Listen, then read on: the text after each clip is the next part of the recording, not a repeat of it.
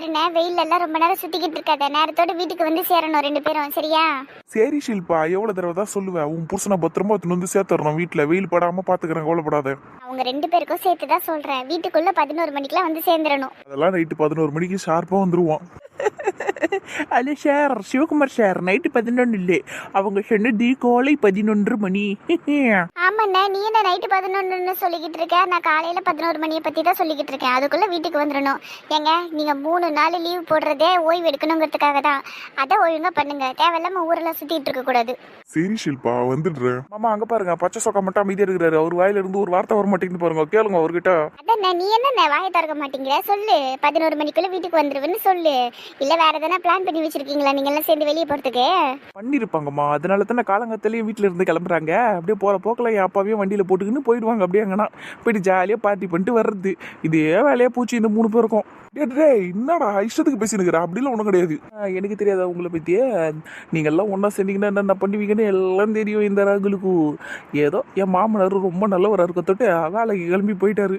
ஆனா நீங்களாம் பாருங்க, அப்படியே இன்னும் மாறாம இருக்கிறீங்க. நாங்களும் பொறுப்பானவங்க தான்டா. ஆமாம்மா, ரொம்ப பொறுப்பானவங்க தான். அதனால தானே நீங்கள் பார்த்துக்கிட்டு இருந்த வேலையெல்லாம் புள்ளிங்க தலையில் கட்டிட்டீங்க. இந்த என் அப்பா பிஸ்னஸ் எல்லாம் என் பக்கம் தள்ளி விட்டாரு. இப்போ நான் தான் பார்த்துக்கிட்டு இருக்கேன். இந்த முரளி அப்பா அப்படியே அவர் கம்பெனி வேலையெல்லாம் இப்போ சந்தோஷனை தலைமையில் போட்டாரு. இவர் ஜாலியாக இருக்கிறாரு. இது அப்புறம் நீங்கள் ஓப்பா உங்களால் தான் சொல்லணுமே, ஒட்டுமொத்த வேலையும் மனோஜண்ணன் தலையில் கட்டிட்டீங்க. அவ்வளோதான் பாவம், அந்த மனுஷன் கஷ்டப்பட்டு வேலை செஞ்சுக்கிட்டு இருக்காரு. நீங்கள் ஹேயாக சுற்றி நிற்கிறீங்க. இல்லை என்னத்தான் சொல்கிறது, ஆட்டு தாடியே, உழைக்க வேண்டிய வயசுலலாம் நாங்கள் நல்லா உழைச்சிட்டோம்டா. இப்போ பிள்ளைங்க நீங்கள் தலையை எடுத்துருக்கிறீங்க. உங்ககிட்ட பொறுப்பை ஒப்படைக்கிறது தானே ஒரு சிறந்த அப்பனுங்களுக்கு அழகு. அதைத்தானே பண்ணிக்கிட்டு இருக்கோம் நாங்கள், அதைத்தானே பண்ணோம்டா. எக்ஸாக்ட்லிடா, கூடிய சீக்கிரமே நானுமே சந்தோஷ மேனேஜிங் டைரக்டர் ஆக்கிட்டு அப்படியே வீட்லயே உட்காந்துடலாமான்னு பார்க்குறேன். அதை பண்ணிட்டேன்னு வையேன், அவ்வளோதான், நான் இன்னும் நிம்மதியாயிடுவேன். ஏற்கனவே என் நிம்மதி இல்லாமல் சுற்றி நிற்கிறாரு. இதில் எம்டியா சூப்பர் போங்க. வாழ்க்கையில் அடுத்த கட்டத்துக்கு முன்னேறி போய்கிட்டே இருக்கணும்டா. சரியா சொல்றீங்க மாமா, அவன் கிடக்குறான் விடுங்க, அவனுக்கு ஒன்றும் தெரியாது, சும்மானாலும் பேசிக்கிட்டு இருப்பான். நீங்க கிளம்புங்க மாமா, சீக்கிரமா போயிட்டு வந்துருங்க. என்ன? சரிம்மா காயத்ரி. என் அசோக்கு பொண்ணு எப்பவுமே அப்படியே அறிவாளியாக பேசும். எம்டி மாமா வரும்போது உனக்கு ரோஸ் மில்க் வாங்கிட்டு வரேன்னா? சரிங்க மாமா. அப்போ எனக்கு அதான் பிஸ்னஸ் எல்லாம் பண்ணுறல, கடையில் போய் வாங்கி குச்சிக்கப்ப மூஞ்ச பெறதுக்க. ஷில்பா போயிட்டு வரேன்னா? ஏம்மா போயிட்டு வரமா? சரிங்கண்ணே, பார்த்து போயிட்டு வாங்க. பார்த்தீங்களாம்மா, இந்த ராகுலுக்கு இந்த வீட்டில் மதிப்பே இல்லை. பாய் கூட சொல்லாம போகிறாங்க 2 பேரும் என்கிட்ட. இதுடா எங்க போயிட போறாங்க, வரட்டும் பாத்துக்கலாம். ரோஸ் மில்க் கூட வேணுமான்னு கேட்கல. பார்த்தீங்களாம்மா? நீ கவலைப்படாதடா செல்லக்குட்டி, அம்மா ரோஸ் மில்க் எசன்ஸ் வாங்கி வீட்லயே ஃப்ரெஷ்ஷா போட்டு வைக்கிறேன், சரியா? நீ நைட்டுக்கு வேலையெல்லாம் முடிச்சிட்டு வந்து குடி. சரிங்கம்மா. அப்பா அப்படியே குழந்தை மாதிரியே நடிக்கிறடா நீ கூட இப்பெல்லாம். என்னடி அப்படி சொல்ற? என் பிள்ளையா? என் பிள்ளை குழந்தைதாண்டி. அப்படி சொல்லுங்கம்மா, ரொம்ப ஓவரா பண்றா குடிமிக்காரி. அவ கிடக்குறாடா, அம்மா உனக்கு செஞ்சு வைக்கிற நைட். என்ன? சரிங்க மம்மி. ஐயோ, அப்படியே ஓங்கி குத்தலாம் போல இருக்குது. மூச்சப்பற அவனுக்கு ஆட்டுதாடி. அம்மா, அப்போ நான் கம்பெனிக்கு கிளம்புறேன், டைம் ஆயிடுச்சு, போயிட்டு வரேன். சரிப்பா, கொஞ்சம் நேரத்தோட வீட்டுக்கு வந்துரு என்ன? ஏன்னா மணிமேகலையும் ஒரு 8 மணிக்கெல்லாம் இங்க வந்துருவா. நீயும் வந்துட்டு என்ன தான் கரெக்டா இருக்கும். நான் 7 மணிக்குள்ளவே வந்துடுறேம்மா. சரிப்பா, ரொம்ப நல்லதுப்பா. சரிம்மா, நாங்களும் அப்படியே கிளம்புறோம்னா போயிட்டு வரோம். சரிம்மா நந்தினி, சந்தோஷ பார்த்து கூட்டின்னு போப்பா பசங்களை. சரிங்க அத்தை. போய் போய் அத்தி. சரிடி அம்மா, பாய். ஏண்டியே, உனக்கு பிடிச்ச உருளைக்கிழங்கு வறுத்து வச்சிருக்கிறேன், சரியா? நல்லா சாப்பிடு. அதே எப்படி நான் விட்டுருவேன், நல்லா சாப்பிடுவேன். நீங்க தான் நல்லா சிக்கன் மசாலாலாம் போட்டு உருளைக்கிழங்கு பொரிச்சிருப்பீங்களே, விட்டுருவானா என்ன? அது உருளைக்கிழங்கா இல்லை சிக்கன் கறியான்னு கூட தெரியாது, அந்த அளவுக்கு நல்லா இருக்கும். சரிடி, நிறைய தான் வச்சிருக்கிற, நல்லாவே சாப்பிடு. அத்தை, எனக்கு இதெல்லாம் வைக்கல. வைக்கலடா சாமி, எனக்கு தெரியும் நீ அதையெல்லாம் சட்டை பண்ண மாட்டேன்னு. உனக்கு ரசமும் துவையிலும் வச்சிருக்கேன். அப்பாடா, இது போதும் அத்தை. ரசமும் துவையிலுமா? இதேம்மா கட்டின அவருக்கு? ஆமாண்டி, அவன் தான் சாம்பார் வேணா மதியத்துக்கு ரசமே வச்சிருங்க தன்னா, அதான் அவனுக்காண்டி ரசத்தை செஞ்சு வச்சேன். ஸோ ரசம்லாம் ஒரு டிஷ்ஷுன்னு அவர் கேட்க வேற செஞ்சிருக்கிறாரு. அது நீ செஞ்சும் கொடுத்துருக்குற பத்தியா? எப்பா, ஏங்க இப்படி இருக்கிறீங்க? ரசத்தெல்லாம் சாப்பிட்டே எப்படியாவது வேலை செய்ய முடியுமாங்க? முதல்ல உடம்புல சக்தி இருக்குமாங்க? தாராளமாக இருக்கும், ரொம்ப எனர்ஜியாக வேலை செய்யலாம். இந்த சாம்பார் உருளைக்கிழங்கெல்லாம் சாப்பிட்டா மந்தமாக தான் ஆகும், ஆனால் ரசம் சாப்பிட்டா நல்லா ஆக்டிவாக இருக்கலாம். கரெக்டாக சொல்கிறப்ப நீ, அது கிடைக்குது, அது அப்படி தான் பேசின்னு கிடக்கும். நீங்கள் புறப்படுங்க, நேரம் ஆகுது பேர். சரிங்க அத்தை, வாங்கப்பா போகலாம். ஓவர் நடிப்பா இருக்குது அதெல்லாம்.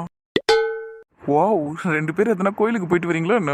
இல்லையே கமல், வீட்டில இருந்து தான் வரும். ஏன் கேட்குறீங்க? இல்லப்பா, பார்க்கறதுக்கு மங்களகரமா இருக்கிறீங்க 2 பேரும். அதுவும் நந்தினி ஸ்ட்ரைட்டா ஏதோ கோயில்ல இருந்து வெளியே வந்த மாதிரி இருக்கா, அதான் கேட்டேன்.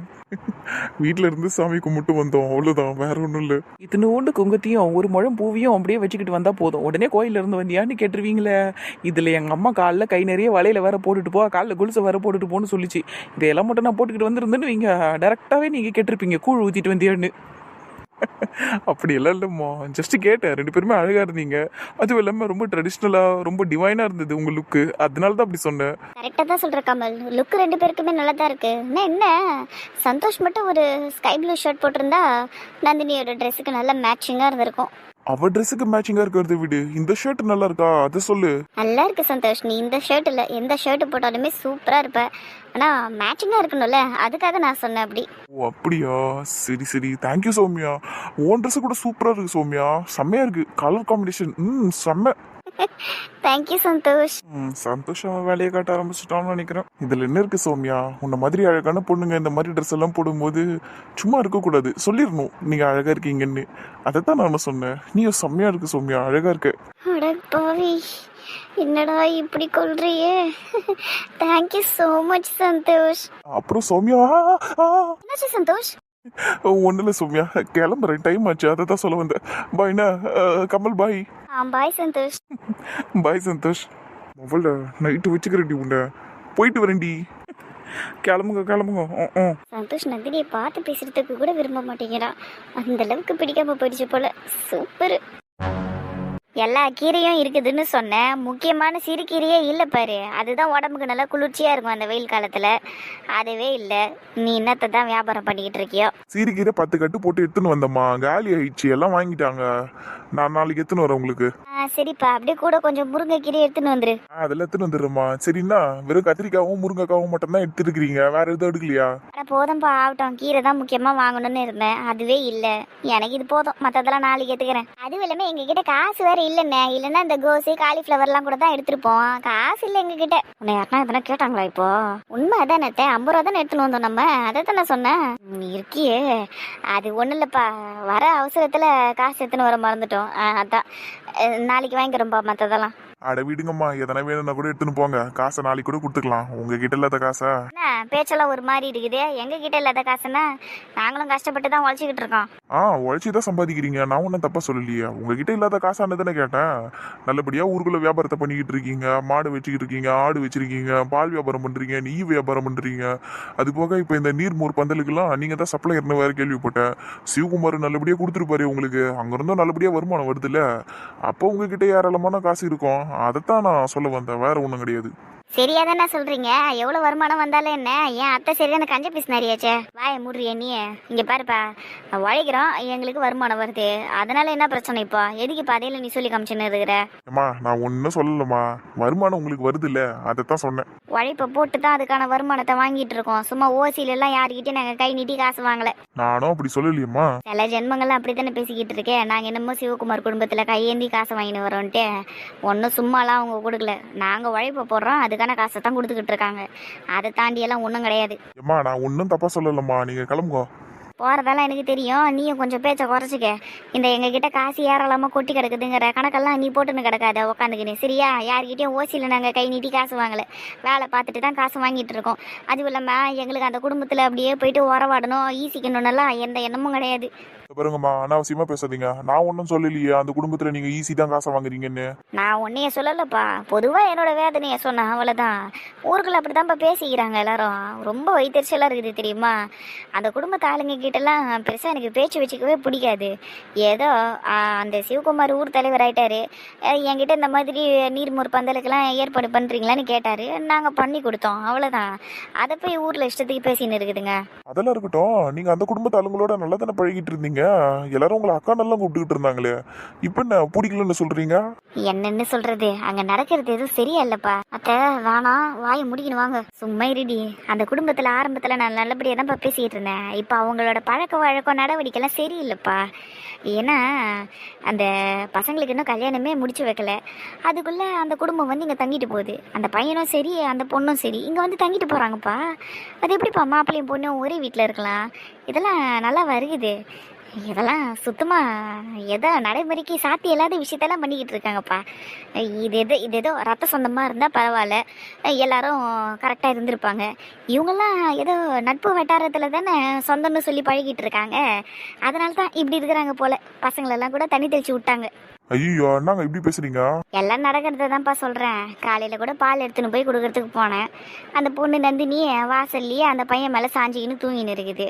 இதெல்லாம் பார்க்கறதுக்கே ஒரு மாதிரி ஆயிடுச்சுப்பா. இதுவெல்லாம் பிடிக்கலப்பா எனக்கு சுத்தமா. பிடிக்கலையா? உனக்கு பிடிக்கலன்னா நீ என்னத்துக்கு பால் சட்டியை தூக்கி நான் அந்த வீட்டுக்கு போற? என் அத்தை செத்துச்சு இன்னைக்கு. ஐயோ கேட்டுட்டா போல எல்லாத்தையும். அது என்ன அது நீ இழுத்துன்னு இருக்கிற? அசிங்கமா இல்ல உனக்கு இப்படி எல்லாம் பேசுறதுக்கே?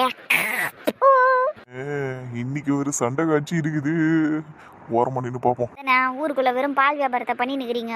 உங்களை ஒரு ஆளாக மதிச்சு அவங்க வீட்டு ஃபங்க்ஷனுக்கெல்லாம் கூப்பிட்டு உட்கார வச்சு சோறு போட்டு அழகு பார்த்து அமிச்சவங்கள இப்படியெல்லாமா பேசுறது? ஏம்மா துண்ண சோறுக்காவது விசுவாசமாக இருக்க வேணாமாம்மா?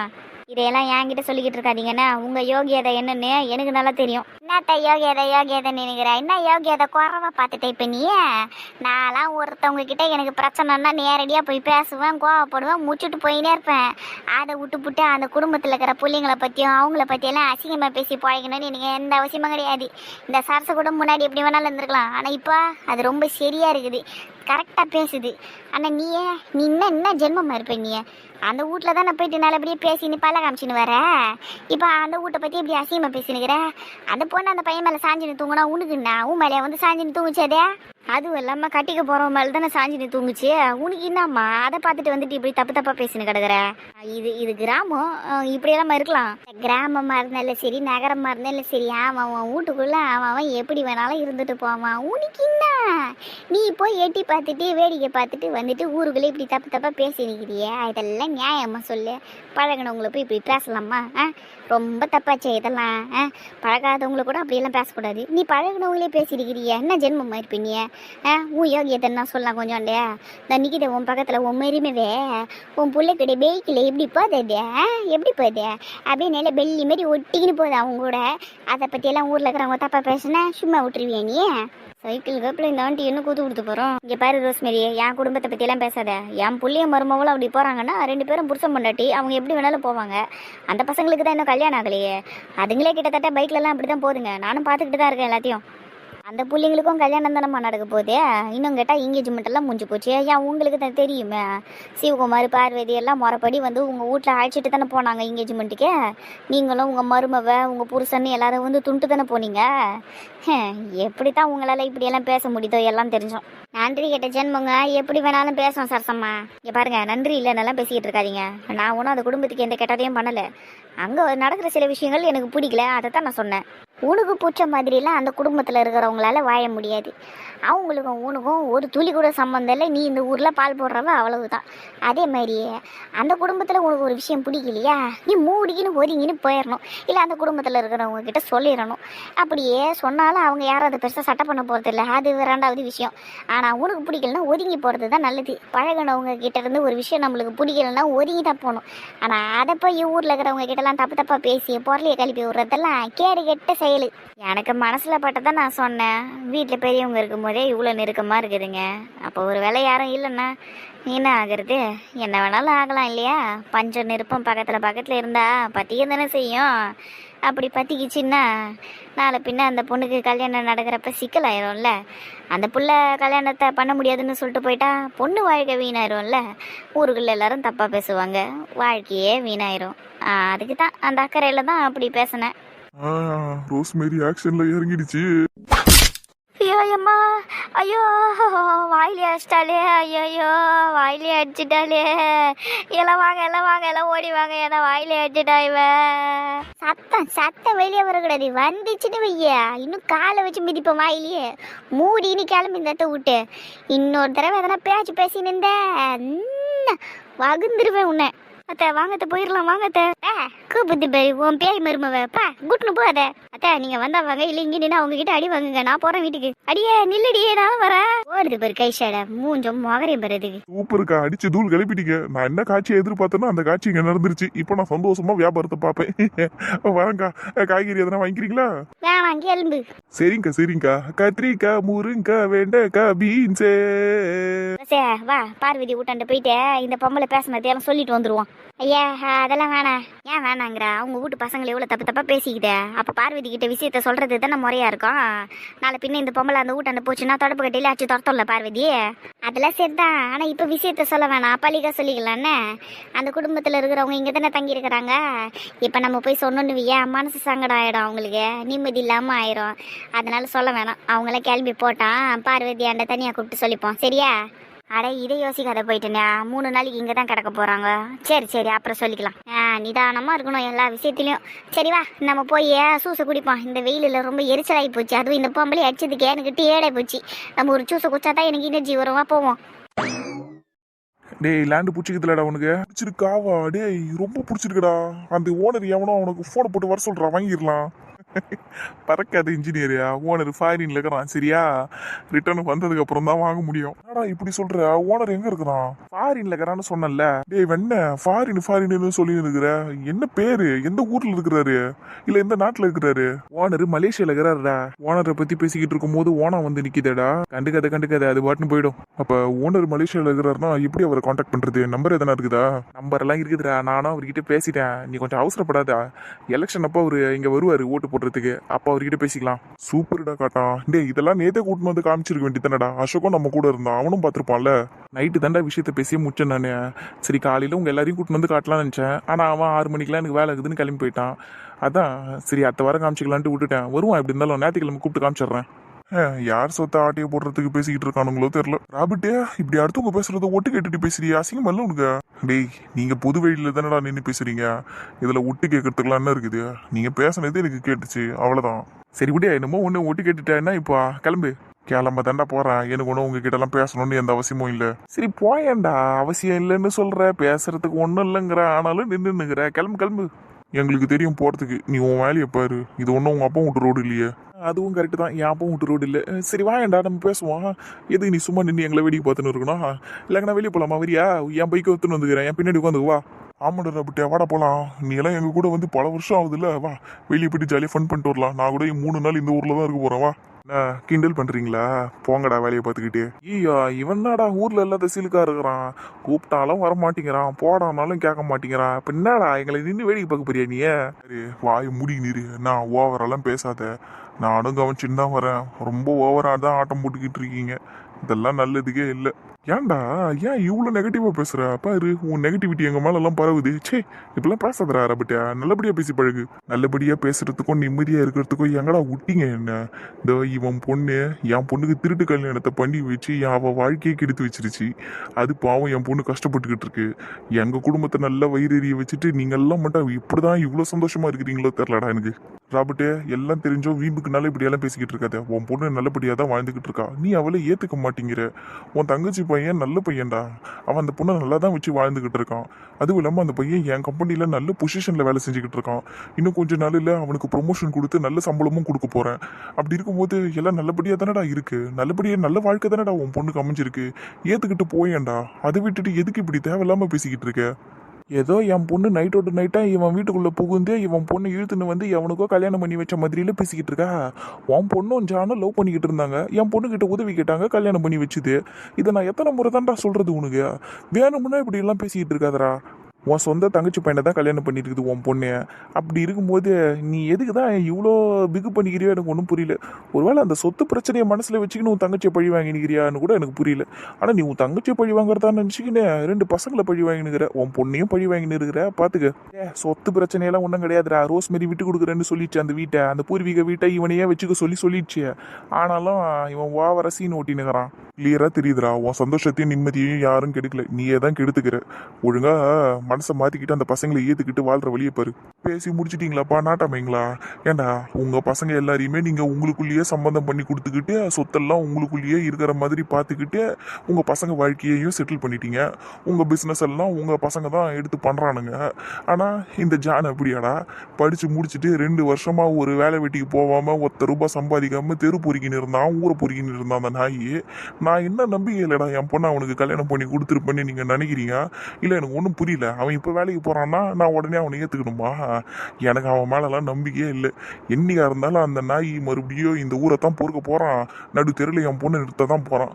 அது எல்லாத்துக்கும் காரணம் இந்த சிவகுமார், உன் பொண்ணாக தான் இருப்பா. அதனால தான்டா எனக்கு வயிறு எரியுது. உங்களெல்லாம் பார்க்குறப்ப அப்படியே ஆத்திரமா வருது. என்னடா கிறுக்கு மாதிரி பேசின்னு இருக்கிற? ஜானும் ஒன்றும் வெறும் பையன் கிடையாது. உன் தங்கச்சி மாமன் தானே, சொத்தெல்லாம் நல்லா சேர்த்து தானே வச்சிருக்குது ரோஸ்மேரி. அப்புறம் என்ன, அதை வச்சுக்கின்னு அவன் சந்தோஷமா வாழ போறான் அந்த பொண்ணோட. என்னடா பிரச்சனை உனக்கு? அந்த சொத்தையெல்லாம் அந்த திருட்டு புறம்போக்கு வித்து தின்னி ஏப்பம் விட்டுருவான். எனக்கு அவன் மேலெல்லாம் நம்பிக்கை இல்லை. என் பொண்ணு வாழ்க்கை என்னைக்கா இருந்தாலும் கேள்விக்குறி தான். ஆனால் உங்களுக்கெல்லாம் அப்படி இல்லைல்ல. உங்கள் பசங்க வாழ்க்கையெல்லாம் நல்லபடியாக செட்டில் பண்ணிட்டீங்க. அதுவும் சிவகுமார், உன் பொண்ணால தான் என் பொண்ணு வாழ்க்கை இப்படி ஆச்சு. உன் பொண்ணு நிம்மதியெல்லாம் இருக்க மாட்டாடா. உன் பொண்ணுக்கு நல்ல வாழ்க்கையெல்லாம் அமையாது. அந்த சந்தோஷ பையன் நல்ல பையனாகவே இருந்தாலும் வாழ்க்கை நிம்மதியாக இருக்காதுடா. நீ வேணா பாரு, ஒரே மேடையில் 2 கல்யாணம்னு வேற பெருசாக பீத்திக்கிட்டு சுற்றிக்கிட்டு இருக்கல்ல, அந்த கல்யாணமே முதல்ல ஒழுங்காக நடக்க போகிறது இல்லைடா. என் வயிற்றுச்சல் சும்மா விடாது. பாரு, கண்டிப்பாக தடங்கள் ஏற்பட்டுக்கிட்டே தான்டா இருக்கும்.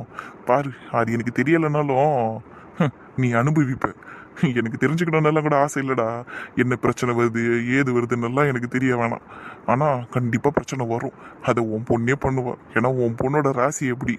டேய் மூடி நீ கிளம்பிடு. இதுக்கு மேலே ஒரு வார்த்தை பேசாத, கிளம்பிடி. போக தான்டா போகிறேன். உங்ககிட்ட எல்லாம் பேசணும்னு எனக்கு ஒன்றும் இல்லை. ஆனால் சிவகுமார், உன் கனவெல்லாம் நடக்க போகிறது இல்லை. 2 கல்யாணம்லாம் கனவுல தான் நடக்கும், நிஜத்தில் நடக்காது. உன் பொண்ணு நந்தினிக்கு கல்யாணம் நடக்காதுடா, நிற்கும். பாரு, உன் பொண்ணு நிம்மதியெல்லாம் வாழ மாட்டா. வாழவே மாட்டா. என் வயிற்றுச்சல் சும்மா விடாத இவ்வளோ. திருட்டு புறம்போக்கு ஒரு வேலையே இல்லை இவனுக்கு. சி, எப்போ பாரு இப்படி பேசின்னு இருக்கிறான். டேய் உங்களுக்கு என்னடா ஆச்சு? நந்தினி என்கேஜ்மெண்ட் நடக்கிறதுக்கு முன்னாடியும் இப்படி தான்டா பேசினான். எனக்கு அன்னிலேருந்தே ஒரு மாதிரி பதட்டமாக இருந்தது. என்கேஜ்மெண்ட் நல்லபடியாக நடக்குமாங்கிறதே நினச்சி ரொம்ப பயந்துட்டேன். இப்போ என்னடா கல்யாணம் நடக்கிறதுக்கு முன்னாடி இப்படி பேசுகிறான் இவன். பசங்க கல்யாணத்தை நிறுத்தணும்னு வேற சொல்கிறான். என்னடா பண்ணுறது இப்போ? ஏற்கனவே மணிமேகலை வேற கல்யாணத்தை நிறுத்துங்கன்னு பேசினா, நாளைக்கு நந்தினியை வந்து எதனா சொல்லுவாளா? டேய் அப்படியெல்லாம் யோசிக்காத. அதெல்லாம் ஒன்றும் சொல்ல மாட்டா அவ. டேய் இவன் எவ்வளோ புலம்புனாலும் என்கேஜ்மெண்ட் நல்லபடியாக தானே நடந்தது. அதே மாதிரி கல்யாணமும் நல்லபடியாக நடக்கும். நீ எதுவும் யோசிக்காத. டே முரளி, நீயும் எதுவும் யோசிக்காத. சரிடா மச்சான். ஆனால் இவன் ஏன்டா இப்படி பேசுகிறான்? ஜூலி பொண்ணு நல்லா தானே வாழ்ந்துன்னு இருக்கிறான். அந்த ஜான் பையன் ரொம்ப சின்சியராக வேலை செய்கிறான், நல்லபடியாக வேலை பார்க்குறான்டா. ப்ரொமோஷன் அவனுக்கு உண்மையாகவே கொடுக்கலாம்டா. ஏதோ தெரிஞ்ச பையங்கிறதுக்காக நான் கொடுக்கணும்னு சொல்லலை. உண்மையாகவே ரொம்ப நல்லபடியாக வேலை பார்க்குறான், ஹார்ட் ஒர்க் பண்ணுறான்டா அவன். விடுடா, இந்த புறம்போக்கு அப்படி தான் பேசிக்கிட்டு இருப்பான். அவன்கிட்ட இதையெல்லாம் சொன்னால் கூட அவன் நம்ப மாட்டான். நீ விடு, அந்த பையன் இந்த ஊரில் அந்த பொண்ணை வச்சுக்கிட்டு வாழ்ந்து காட்டுவான். நீ விடு, இப்போ இதையெல்லாம் போட்டு மனசில் வச்சுக்கிட்டு இருக்காதீங்க. நம்மளால நமக்கு எடுத்துக்க வேணாம், நம்ம சந்தோஷமாக இருக்கலாம், அவ்வளோதான். சரி மச்சான். டே சிவகுமாரே, எதையும் யோசிக்காத, பார்த்துக்கலாம். சரிடா, சரி சரி வாங்க, இங்கே நிற்க வேணாம். கடைக்கு போயிட்டு எதனா சாப்பிட்டு அப்படியே வீட்டுக்கு போகலாம். என் மருமகளுக்கு வேறு ரோஸ் மில்க் வாங்கி தரேன்னு சொல்லியிருக்கிறல, வாங்கி கொடுவா. ஆமாண்டா, கிளம்புறதுக்கு முன்னாடி சொல்லிட்டு தான் வந்தேன். நல்ல வேலை ஞாபகப்படுத்திட்டேன். சரி வா போவோம். சரி வாங்கடா போவோம். மனசை சமாதானப்படுத்திக்கூடா சிவகுமாரே. உன் பொண்ணு கல்யாணம் நல்லபடியாக நடக்கும், நல்லபடியாக நடத்தியே காட்டணும். நந்தினி கல்யாணம் எக்காரணத்து கூட நிற்கக்கூடாது.